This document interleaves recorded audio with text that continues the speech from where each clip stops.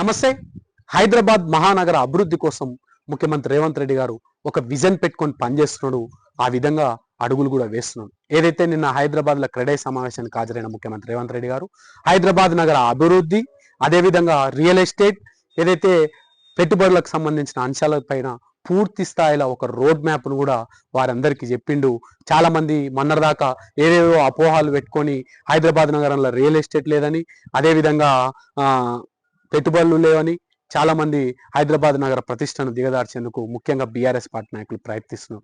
నేను వారందరికీ ఒకటే తెలియజేస్తున్నా, ఏదైతే ముఖ్యమంత్రి రేవంత్ రెడ్డి గారు బాధ్యతలు తీసుకున్న తర్వాత హైదరాబాద్ నగరంలో మూసీ రివర్ ఫ్రంట్ అనుకోండి, ఏదైతే త్రిబుల్ ఆర్కి సంబంధించిన రింగ్ రోడ్ అనుకోండి, మెట్రో పనులు అనుకోండి, ఫోర్త్ సిటీ అయితే ఏమి, ఇట్లా హైదరాబాద్ నగరాన్ని ప్రపంచ స్థాయిలో గుర్తించాలని ఒక గొప్ప సంకల్పంతో పనిచేస్తున్నాడు ముఖ్యమంత్రి రేవంత్ రెడ్డి గారు. ఇవాళ మరి పెట్టుబడులు లేవు, రియల్ ఎస్టేట్ లేదని మీరు చెప్తున్నారు కదా.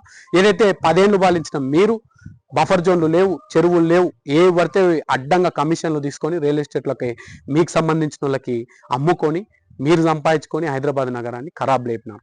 ఇప్పుడు దాని ప్రభావం చిన్న చినుకు వస్తే కూడా హైదరాబాద్ మహానగరం జలమయం అవుతుంది.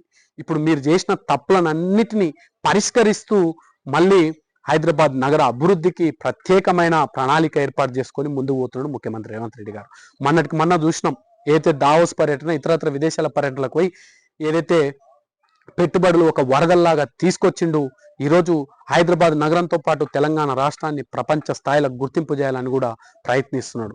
ఈరోజు రియల్ ఎస్టేట్ గురించి మాట్లాడితే, ఏదైతే నాకు తెలిసి నేను పుట్టినప్పటి నుంచి ఏదైనా మనుషులు, రైతులు చచ్చిపోతే లేకపోతే ఇతరులు చచ్చిపోతే ఆడిపోయి సంతాపం తెలిపి రాజకీయం చేసిన వాళ్ళు ఉన్నారు. కానీ రియల్ ఎస్టేట్కి సంబంధించిన వాళ్ళు చచ్చిపోతే కూడా వాళ్ళ దగ్గర పోయి కూడా శివరాజకీయం చేసినారు ఈ బీఆర్ఎస్ పార్టీ నాయకులు. వీళ్ళు ఏదైతే తెలంగాణ అభివృద్ధి అంటారో అదంటారు, కానీ ఈరోజు తెలంగాణలో హైదరాబాద్ నగరం అభివృద్ధి అవుతుంటే వీళ్ళు ఓర్వలేక హైదరాబాద్ ప్రతిష్టని దెబ్బతీసేలా ఇట్లా చిల్లర రాజకీయాలు చేస్తున్నారు వీళ్ళ మరి మాట్లాడేది ముఖ్యమంత్రి రేవంత్ రెడ్డి గారి పైన. ముఖ్యమంత్రి రేవంత్ రెడ్డి గారు ఒక ప్రత్యేక ప్రణాళికతోటికే హైదరాబాద్ మహానగరాన్ని అభివృద్ధి చేయాలని ఒక సంకల్పంతోటికే పనిచేస్తున్నాడు. ఆ విధంగా కూడా ముందుకు పోతున్నాడు అని నేను మీ అందరికి తెలియజేస్తూ, జై హింద్, జై తెలంగాణ.